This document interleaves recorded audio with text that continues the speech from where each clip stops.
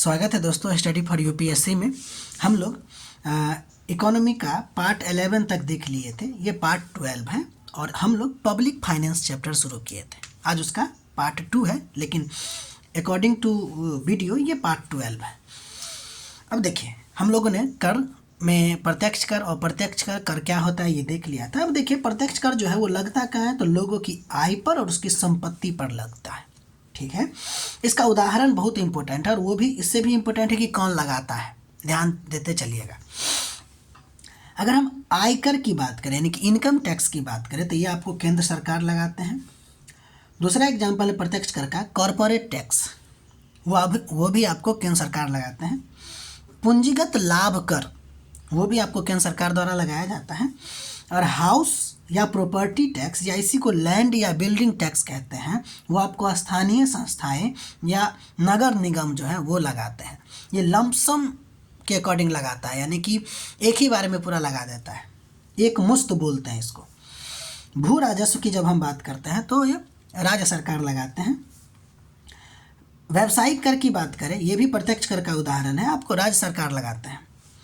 Equalisation levy की जब हम बात करें, इसी को कभी कभी गूगल टैक्स भी कहा जाता है, इसको केंद्र सरकार लगाता है। इसके बारे में थोड़ा सा देखते हैं। इक्वलाइजेशन लेवी या गूगल टैक्स क्या है। अगर पूछा जाएगा गूगल टैक्स तो कहिएगा कि यह कर उन विदेशी डिजिटल कंपनियों जैसे कि फेसबुक, गूगल, ट्विटर, वर्तमान समय में एक्स आदि पर लगता है, जो ऑनलाइन विज्ञापन छापते हैं और उससे पैसा कमाते हैं। और ई कॉमर्स आदि सेवाएं जैसे कि अमेजन सब जो है आपको वो सब सेवाएं प्रदान करती हैं। तो इक्वलाइजेशन लेवी क्या है, तो पहली बात तो ये विदेशी डिजिटल कंपनियों पे लगता है। ठीक है, जो भारत में है ऑनलाइन पैसा कमाता है, ऑनलाइन विज्ञापन से पैसा कमाता है और ई कॉमर्स की सेवा दे के पैसा कमाता है, तो उस पर जो लगता है टैक्स वो इक्वलाइजेशन लेवी या गूगल टैक्स उसको बोलते हैं। ये आपको दो प्रकार से लगता है, एक तो 6% में और दूसरा 2% से। इक्वलाइजेशन लेवी जब हम 6% की बात करते हैं तो विज्ञापन पर जो कमाई होती है उस पर आपको 6% लगता है, जबकि ई कॉमर्स जो सेवाएं प्रदान करती है डिजिटल सेवा उस पर आपको 2% लगता है। आपको सिर्फ इतना जानना है कि जो इक्वलाइजेशन लेवी होता है वो क्या है, उसी को हम लोग गूगल टैक्स कहते हैं, केंद्र सरकार लगाती है। और विदेशी डिजिटल कंपनियों पर लगता है यह टैक्स। ठीक, ये भी आपको प्रत्यक्ष कर का उदाहरण है। अब हम लोग अगला चीज पढ़ने जा रहे हैं, अप्रत्यक्ष कर क्या होता है हम लोगों ने देख चुका है। अब देखिए, ये जो है वस्तु और सेवाओं पर के उत्पादन में या उसके लेन देन में लगता है। इसका उदाहरण जीएसटी हम लोग बहुत डिटेल से पढ़ेंगे, सीमा शुल्क, उत्पादन शुल्क, हालांकि ये सब अब इसी में जुड़ गया है, कस्टम ड्यूटी, एक्साइज ड्यूटी। ठीक है, तो इसका उदाहरण हो गया आपको GST, goods and services tax. इसके बारे में हम लोग बाद में पढ़ेंगे। अभी हम लोग टैक्स प्रणालियां यानी कि कर प्रणाली के बारे में बात करते हैं, जो 3 प्रकार आपको दिख रहा होगा। एक प्रोपोर्शनल टैक्स यानी कि अनुपाती कर, दूसरा प्रोग्रेसिव टैक्स यानी कि प्रगतिशील टैक्स, और तीसरा रिग्रेसिव यानी कि प्रतिगामी कर। इसके बारे में, ये टैक्स सिस्टम है, इसके बारे में देखते हैं। ध्यान दीजिए, अनुपाती कर ध्यान से पढ़ते हुए, समझते हुए, लिखते हुए चलिएगा। प्रोपोर्शनल टैक्स की बात करेंगे तो वह कर प्रणाली है जिसमें सभी करदाताओं पर यानी कि जो कर देने वाले हैं जैसे हम लोग पर समान कर दर यानी कि सेम टैक्स रेट लागू होती है, चाहे उसकी आय कम हो या अधिक। जैसे उदाहरण के लिए जीएसटी की अगर बात करें, वो एक उसमें जीएसटी में अलग अलग आपको है, जिसमें 18% जीएसटी की बात करें यानी कि जीएसटी स्लैब जो है वो एक स्लैब है आपको 18% वाला। उदाहरण के लिए ये यूज करते हैं हम लोग, प्रोपोर्शनल इसे समझते हैं। जैसे मान लीजिए कोई गरीब व्यक्ति है, वो 100 रुपया का सामान खरीदेगा, उसको भी 18% देना होगा। और कोई अमीर व्यक्ति है, वो भी आपको 100 रुपये का सामान खरीदता है, उसको भी 18 रुपये देना होगा। तो ये क्या है प्रणाली, ये प्रणाली ये है कि सभी को सेम टैक्स लग रहा है, चाहे उसकी आय कम हो या अधिक हो। तो ये प्रोपोर्शनल टैक्स रेट होगा। ठीक है, समझ गए। अब हम लोग आगे बढ़ते हैं। अगला नंबर इंपॉर्टेंट है, प्रगतिशील टैक्स यानी कि प्रोग्रेसिव टैक्स की बात करते हैं। यह वह कर प्रणाली है जिसमें आय बढ़ने के साथ साथ कर का दर भी बढ़ता जाता है। यानी कि आपकी आय बढ़ेगी तो उस पर टैक्स भी ज़्यादा लगेगा। ठीक, यानी उच्च आय वालों को ज़्यादा कर देना होगा। ये जो है ना कर, वो आपको एबिलिटी टू पे प्रिंसिपल पर आधारित होता है, प्रगतिशील टैक्स। उम्मीद है समझ गए होंगे। ये बहुत सिंपल है कि भाई आय बढ़ेगी तो आपको ज़्यादा टैक्स देना पड़ेगा, जैसे इनकम टैक्स। हालांकि इसमें एक और बात आपको बताया जाएगा, अभी नहीं, बाद में।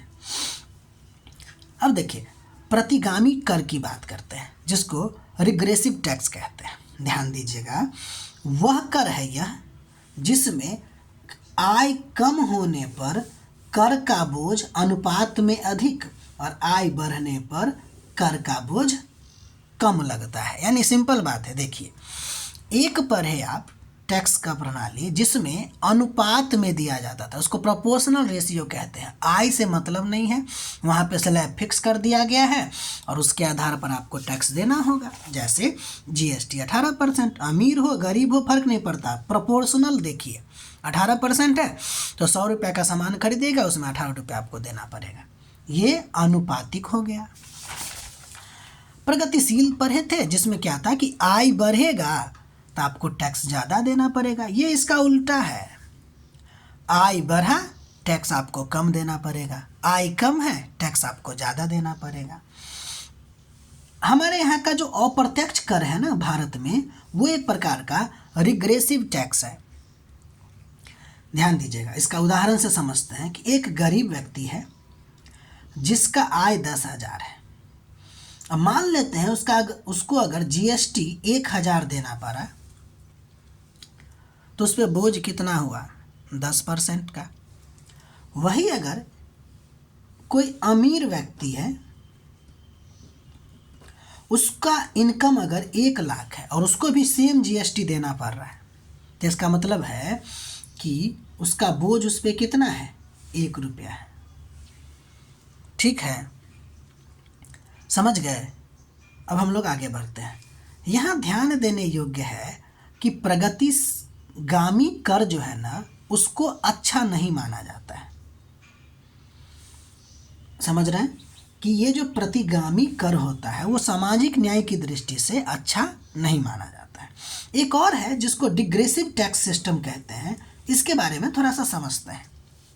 वो जो हम आपको बताए थे कि यहाँ पे कुछ और बातें हैं जो आय बढ़ने के साथ साथ आपको कर भी बढ़ता है, इसमें बताया जाएगा, वो इसी से रिलेटेड है। ध्यान दीजिए, डिग्रेसिव वह कर प्रणाली है जिसमें आय बढ़ने पर कर की कुल राशि तो बढ़ती है, लेकिन कर की दर की वृद्धि धीरे धीरे कम होती जाती है और एक स्तर के बाद स्थिर हो जाती है।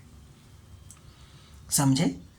यानी डिग्रेसिव में क्या कहना चाह रहा है ये कि ये प्रोग्रेसिव टाइप का होता है जिसमें इनकम बढ़ने पे आपका टैक्स का रेट बढ़ेगा, लेकिन एक समय के बाद वो फिक्स हो जाएगा, यानी कि प्रोपोर्शनल का गुण उसमें आ जाएगा कि इतना से अब ज़्यादा नहीं बढ़ेगा।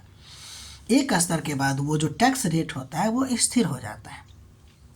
आप समझिए ना कि जितना इनकम होगा उतना अगर बढ़ता चला जाएगा तो टैक्स का रेट सीधे 100% तक पहुंच जाएगा, तो लोग क्यों कमाएगा, कमाना छोड़ देगा। समझ रहे हैं ना?